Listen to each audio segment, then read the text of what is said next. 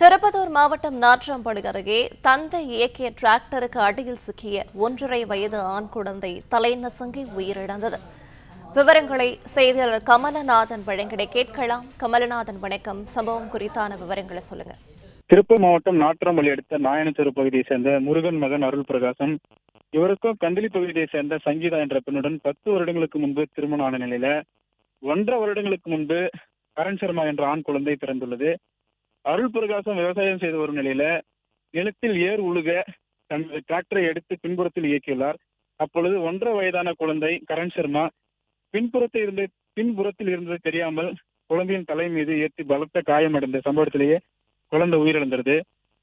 குழந்தையை மீட்ட அவரது தாய் சங்கீதா நாட்றாம்பள்ளி மருத்துவமனைக்கு கொண்டு சென்ற நிலையில குழந்தை பரிசோதித்த மருத்துவர்கள் ஏற்கனவே இருந்ததாக தகவல் தெரிவித்தனர். இதனால் பெற்றோர்கள் மருத்துவமனையில் கத்தி கதறி அழுதுள்ளனர். பின்பு குழந்தையின் தாத்தா முருகன் பேரனை தூக்கி கொண்டு எப்படியாவது என் பேரனை காப்பாற்றி விடுவேன் என கூறி செவிலியரிடம் வாக்குவாதத்தில் ஈடுபட்டு குழந்தையை கட்டி அணைத்தபடி தூக்கி கொண்டு மருத்துவமனை விட்டு வெளியே ஓடி வராரு. இந்த சம்பவம் பெரும் சோகத்தை ஏற்படுத்தியது. 10 வருடங்களுக்கு தவமிருந்து பெற்றெடுத்த குழந்தை சிறிது கவனக்குறைவால் உயிர் போன சம்பவம் அப்பகுதியில் பெரும் பரபரப்பையும் சோகத்தையும் ஏற்படுத்தியது. இது குறித்து திம்மாம்பேட்டை போலீசார் வழக்கு பதிவு செய்து விசாரணை மேற்கொண்டுள்ளனர். பிளே ஸ்டோர் மற்றும் ஆப் ஸ்டோரில் இருந்து பாலிமர் செயலியை QR கோடு மூலம் பதிவிறக்கம் செய்யுங்கள். செய்திகளை உடனுக்குடன் பெறுங்கள்.